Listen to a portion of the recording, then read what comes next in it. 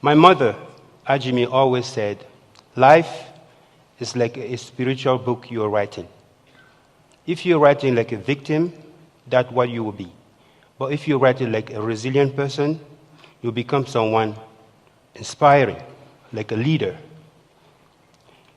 You know how children are. These words didn't make sense to me growing up. But today they have become part of who I am as an artist, a performer, a political cartoonist, and a global community organizer. To understand, I want to take you back to where I came from. I grew up in a religious polygamist family. One father, 4 mothers. I was among 20 children in rural Cameroon. Yes, in rural Cameroon, parents are very busy all night.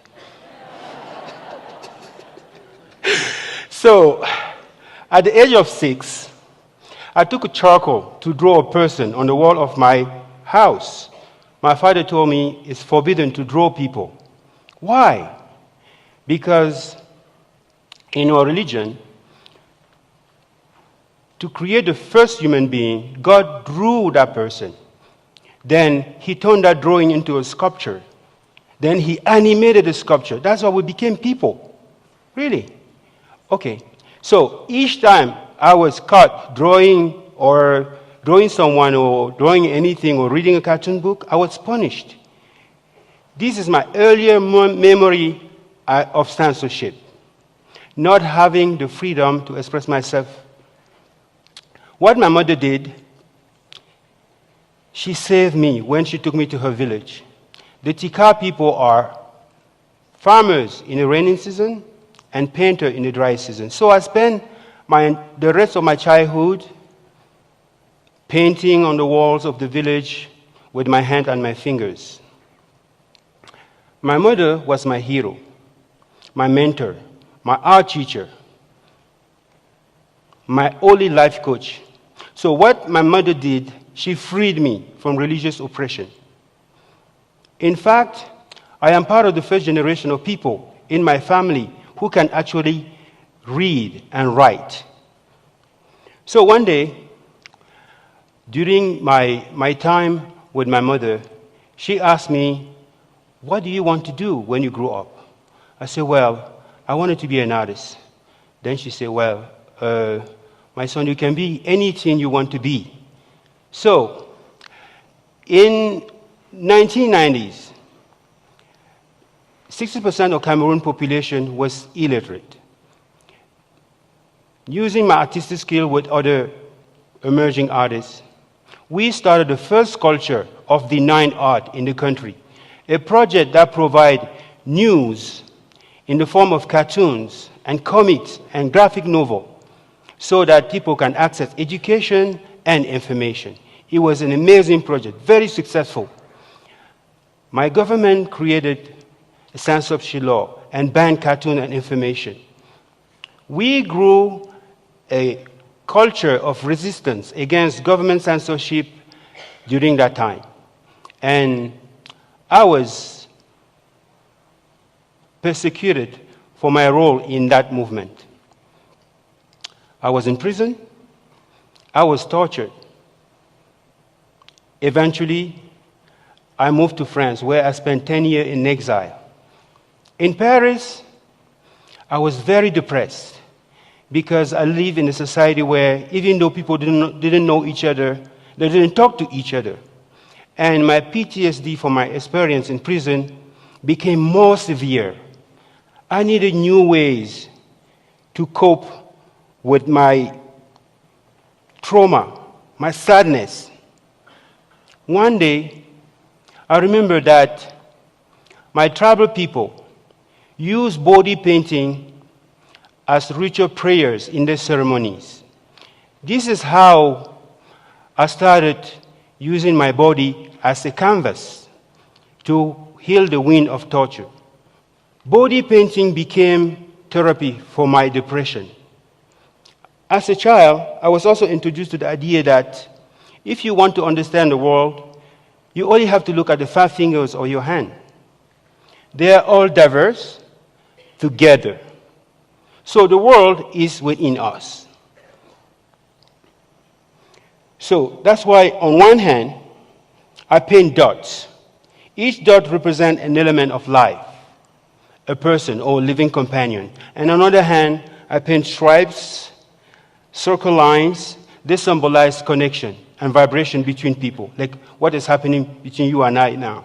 During this process, I gained a confidence to keep creating and living as a free mind, because art has become a friend, a mother, a bridge, a refuge, and also the power.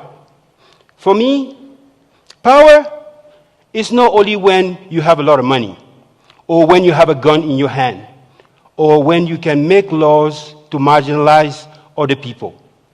I believe in power of love, power to create, power to organize, power to transform. In fact, art has become my source of power to impact the world. In my journey throughout the world, I do not only use body painting for myself, I share it with the rest of the society. That's what I was introduced to. So I have traveled and performed and exhibit and taught my philosophy called the urban way all over the globe. So 11 years ago, I moved to the US because I wanted to tell my story to the world, the story of social justice and human rights in Cameroon. A lot of people died for it, so it's the story that I didn't want to be forgotten. This is how my American dream became free speech. And in 2009, I got a gift. I won the John Mitchell Fellowship to be an artist in residence in Santa Fe. Since then, I was going just for 3 months, but I never left. So New Mexico became my refuge for free speech. It's the place where I can be myself. I could be who I want to be in New Mexico, a voice, not an echo. I am very active in Cameroon and worldwide, where I help others learn about resilience and also regain their voice. I have created events to encourage local leaders to talk to each other. I also work in global campaign to help free writers, musicians, and those impacted by censorship and oppression. In my village in Cameroon, I have created H.I.TI.P, a community-based organization that aims to improve the quality of life of my tribal people, the Chika and the Pygmies people in rainforest. We have brought 3,000 shipments of medical equipment to the village. Over 20,000 people access clean water, most of them for the first time. We provide every year free healthcare for the rural communities. This summer 2017, we just launched our newest project. You're going to love that. Radio Taboo, a solar-powered community radio station in the middle of the jungle for 1 million people in 10 languages. Yes.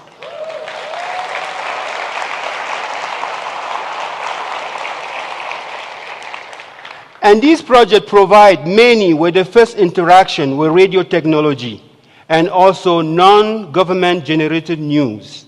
Yes, there's still a lot of us out there who haven't listened to radio. And this project also provides access to learning and the wider world. So, from a person who has faced religious, state, political persecution, I must tell you that whatever challenges you're facing, it's going to be up to you to pass beyond it and grow. Because when we grow resilience, we become stronger and confident to embrace others, other people, other culture, without denying who we are. Remember, life is not a goal that you achieve. In fact, life is a journey along the way with fun. Of course, life is fun.